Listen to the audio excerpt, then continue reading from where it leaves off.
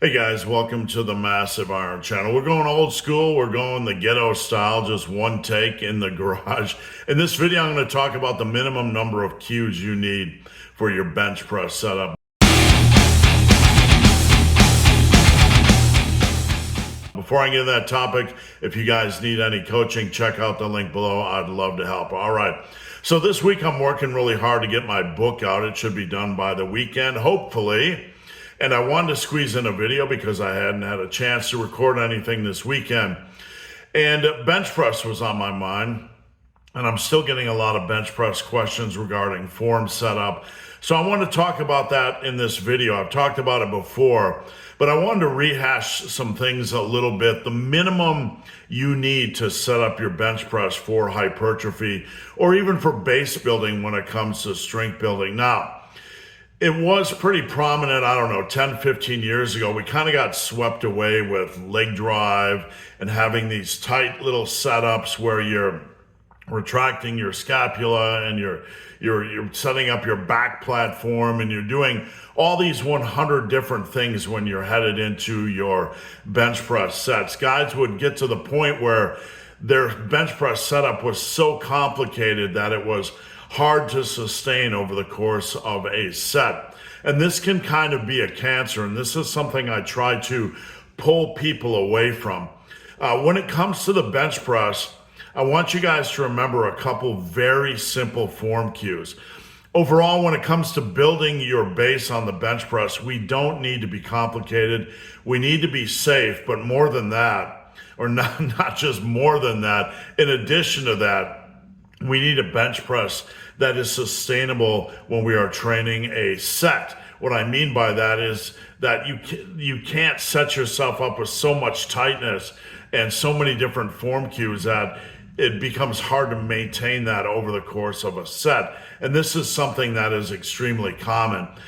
Bare minimum, when you go to set up your bench press, you don't need to set up like a power lifter. You don't need to set up on your upper back. You don't even need to, have any form of an arch.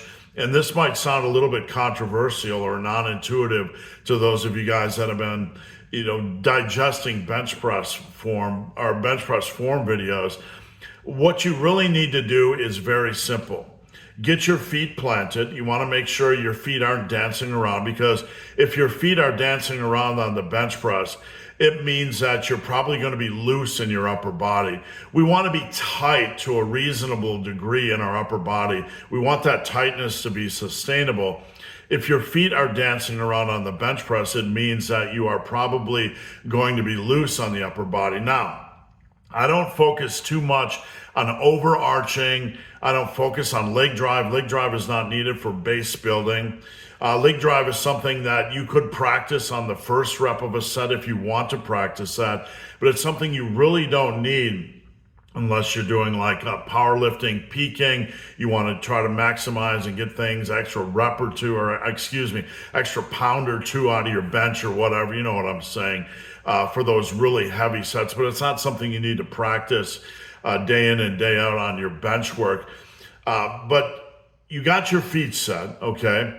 And what you do from here is I do get set up on my upper back. I do get kind of set up on my upper back before I unrack. And I think about mildly pushing my upper back and my hips together on the bench. I don't overdo it to the point where I have to create this big arch, but I think about pushing my upper back and my hips together. And what I do is try to create this bridge of tightness in my torso from my hips to my back, create a kind of a platform of tightness, if this makes sense. So you got your hips down, you got your feet down, you got your hips and your back kind of pushed towards one another. Your weight is kind of on your upper back. That's all you really need when it comes to your bench press setup. From there, you get your good grip. You get figure out your grip width, you unrack, and now you're set up. Your back is pushed towards your hips. You simply control the weight down. That's the big thing, controlling the weight down. I see a lot of this in coaching. I see a lot of guys that'll get loose. If you're unracked and your back is pressed towards your hips and all of a sudden you dive bomb or you really rapidly lower the weight, there's a good chance you're going to lose that tightness, or you never had that tightness to begin with. So once you unrack, you want to control that weight down.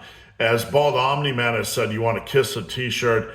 I tell people just to control it down, get a nice little touch, and then press the weight back up. You don't want to be getting loose at the bottom end of a bench press, because that means you're likely going to bounce the weight off your chest. You're not encouraging chest activation right out of the hole, and you're just generally getting sloppy. You're getting loose, you're getting sloppy.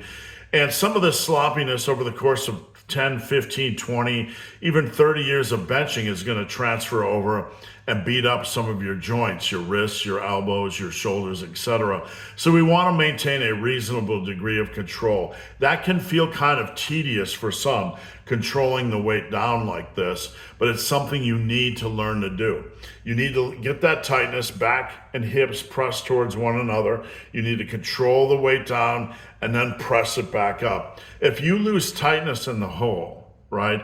If you lose tightness in that upper back, in your torso, and the bar is right here on your chest, it's just going to be a sloppy rep. It's going to be harder to press up. You're actually making things harder for yourself, and you're not really getting that quality focus that you want. So just focus on controlling the weight down. You're not going to lose strength. In fact, it's going to help you build strength over time, and from there, drive the weight back up. That's really all you need for a quality bench press setup. You need your feet planted, you need your hips and back pressed towards one another, and you need to control the weight down.